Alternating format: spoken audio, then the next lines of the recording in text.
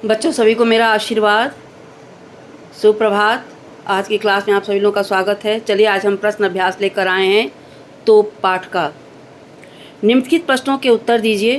पहला का क है, विरासत में मिली चीज़ों को बड़ी संभाल क्यों होती है, स्पष्ट कीजिए।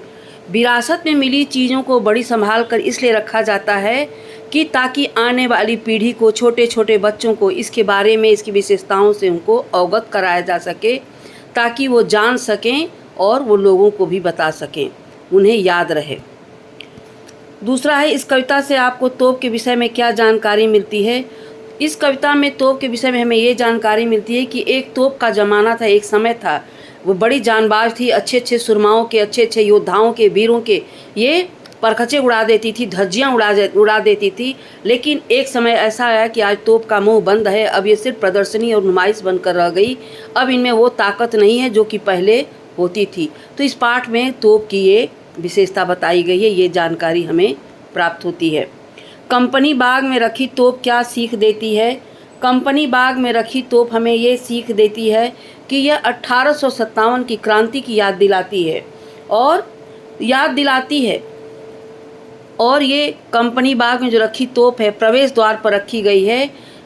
ये 15 अगस्त और 26 जनवरी के दिन इनको बहुत साफ़ सुथरा करके चमका कर रखा जाता है, ताकि आने वाले सैलानी पर्यटक इनको देखें और इनके बारे में जाने, इनकी दास्तान को, इनकी कहानियों को सुने। तो तोप, इस कंपनी बाग में जो तोप है, एक समय था जब ये बहुत ताकतवर थी, लेकिन एक समय ऐसा है कि आज ये प्रदर्शनी बन करके, नुमाइश बन करके, एग्जीबिशन बन करके ये कंपनी बाग के प्रवेश द्वार पर मौजूद है, विद्यमान है, दर्शनीय बनी हुई है। कविता में तोप को 2 बार चमकाने की बात की गई है, वे 2 अवसर कौन से होंगे। कविता में तोप को 2 बार चमकाने की बात की गई है, वे 2 अवसर हैं। एक तो 15 अगस्त है, दूसरा 26 जनवरी। 15 अगस्त यानी स्वतंत्रता दिवस है और 26 जनवरी यानी गणतंत्र दिवस। अब ख का है, निम्नलिखित का भाव स्पष्ट कीजिए। अब ये भाव बताना है। अब तो बहरहाल छोटे लड़कों की घुड़सवारी से अगर यह फारिग हो तो उसके ऊपर बैठकर चिड़ियाँ ही अक्सर करती हैं गपशप। यानी जो तोप इतनी ताकतवर थी, इतना उनका ज़माना था, इतना रुतबा था, लोग भयभीत होते थे, कांपते थे, मगर अब उस तोप के संग क्या होता है, बच्चे लोग उनके पर घुड़सवारी, घोड़े की तरह से, घोड़ा से चढ़ते हैं, घुड़सवार की तरह से उस पर बैठते हैं, और जब उनसे खाली हो जाती है, वो लोग खेल चुके होते हैं, तब चिड़ियाओं का झुंड जो है उस पर बैठ करके आपस में गपशप करता है। वे बताती हैं कि दरअसल कितनी भी बड़ी हो तोप, एक दिन तो होना ही है उसका मुंह बंद।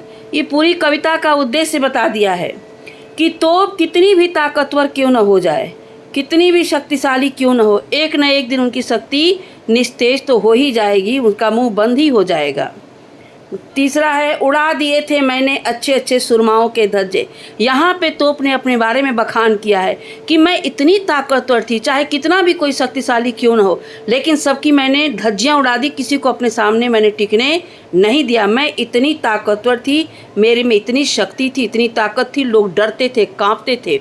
एक मेरा ऐसा ज़माना था, लेकिन आज मेरा मुँह बंद हो गया, क्योंकि समय हमेशा एक जैसा नहीं होता है, जैसे कि तोप का। बच्चों बस आज, अब अगली कविता में आप लोगों को हम फिर मिलेंगे।